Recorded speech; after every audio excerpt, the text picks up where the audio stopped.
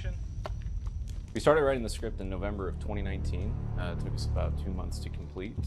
And during that time, we were developing the looks of our characters, what their masks would look like, how they would differentiate from one another.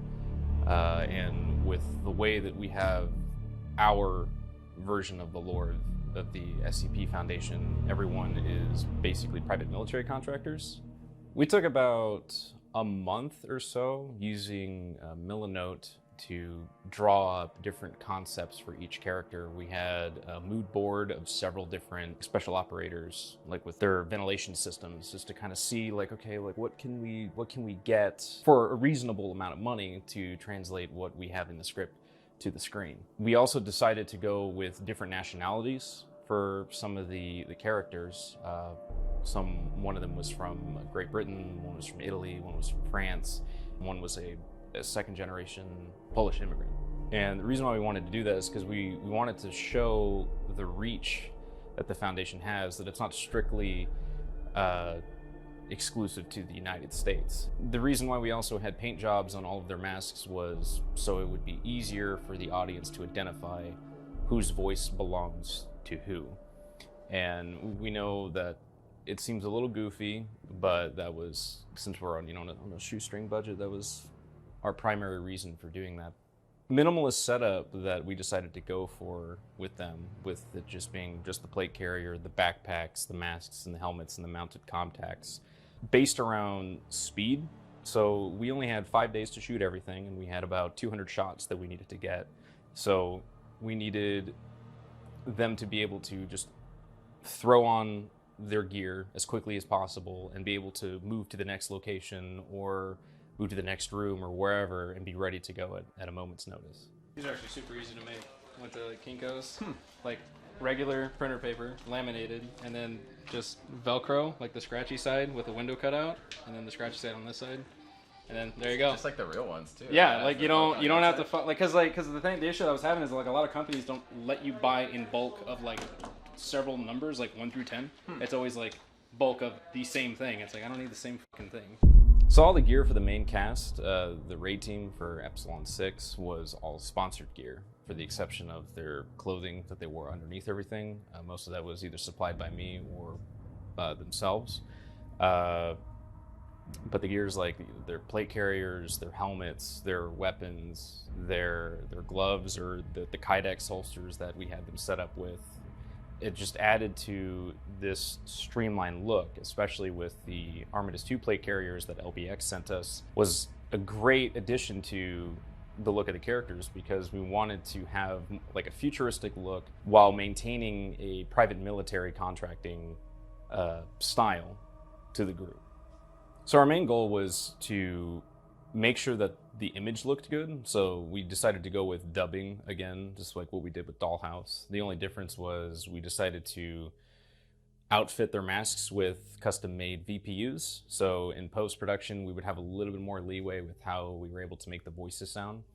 And with that in mind, we were able to rewrite certain lines if we needed to, add things, extend scenes, and if there was ever a continuity error or any problems with the pacing of a scene, we were able to change that, which is the main reason why we decided to go that route again. We arrived a day early to set up the effigy and decorate the interior of the house. Most of the house we kind of left alone.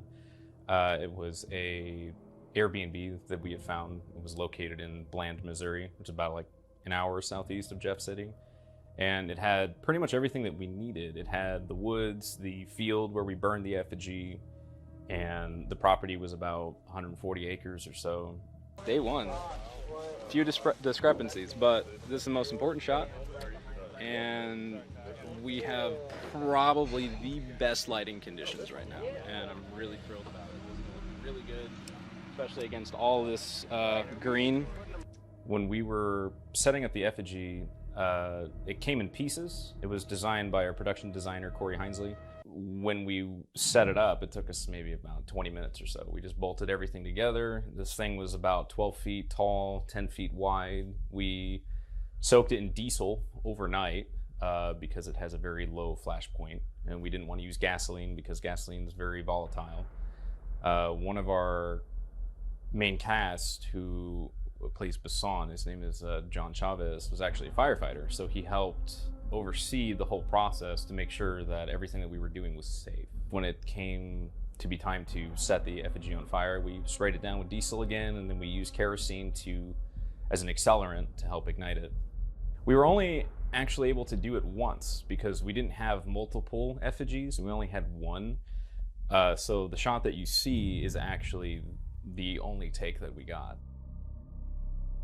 So the same tactical advisor that we used on Dollhouse returned. We know that there are some things that we could have changed, but for the sake of translating it to screen and also with limited time, my primary objective was to try to get it as close as possible as I could, since it is a common theme that in Hollywood movies they don't really portray military tactics accurately, and they usually just kind of do their own thing, and that was something that I wanted to avoid as much as possible with this. Corey Haynes, who was Jansen in the film, actually served in Iraq, and he led over about 200 combat missions, if I remember correctly. So whenever Ty was unavailable on set, he actually filled in, and he helped us do some of the room clearing towards the end of the film, and the scene whenever they actually exfil from the house. And for the most part, from a lot of the comments and some of the people that we had the privilege of knowing throughout making this film that did serve in the military, they were mostly satisfied with it. So I consider that a win, especially with what we had to work with. The first day we actually fell behind, and we had to unfortunately overlook some details that I only realized when it came time to edit the film. The second day, we ended up being about a 16-hour day or so. In one of the sequences where they're in the bedroom and the door opens, and that's when they realize with the camera that there's a creature that the cameras can see, but they can't see themselves. That whole scene was shot at night. We had the window with a sheet of diffusion on it, and we had two 1200 HMIs that were shooting through it for our window light. And then in the hallway, we had two Dracast LEDs on either end at full power to push in the daylight from the foyer at the front of the house and the window that was at the end of the hallway. I think that kind of messed with a lot of us because we kept thinking that it was in the afternoon, but when all the lights went off, it was completely dark. It made you feel like you were in a casino because you had no point of reference as to what time of day it was.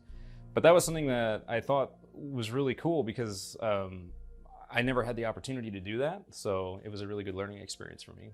With the time restraints in place, though, most of the film, I'd say about 85% of it was actually shot all in natural light, with the exception of the scenes that we shot at night and we had to make it look like it was daytime. So to achieve atmosphere for this piece, we used a fogger for our exteriors and a hazer for our interiors. The fogger definitely added a lot of depth to the woods, especially whenever the sun would come through the clouds. We would get those nice God rays that you see at the beginning. And in the interior of the houses, whenever the sun would come through the main windows in the foyer, we would also get those God rays as well. But using these tools allows us to make the scene feel larger and more alive. And it's something that I highly recommend that indie filmmakers use to their advantage, especially if you don't have an entire production house at your disposal. I've been asked about all the long takes that I add in some of my films and why I choose to shoot a scene in one continuous shot versus breaking it up. And I believe that with the context of the film, it makes you feel like you're with the team, that you're clearing the house with them or you're standing in the same room with them. It also allows me to use natural light to my advantage. You can see more of the house. You have more.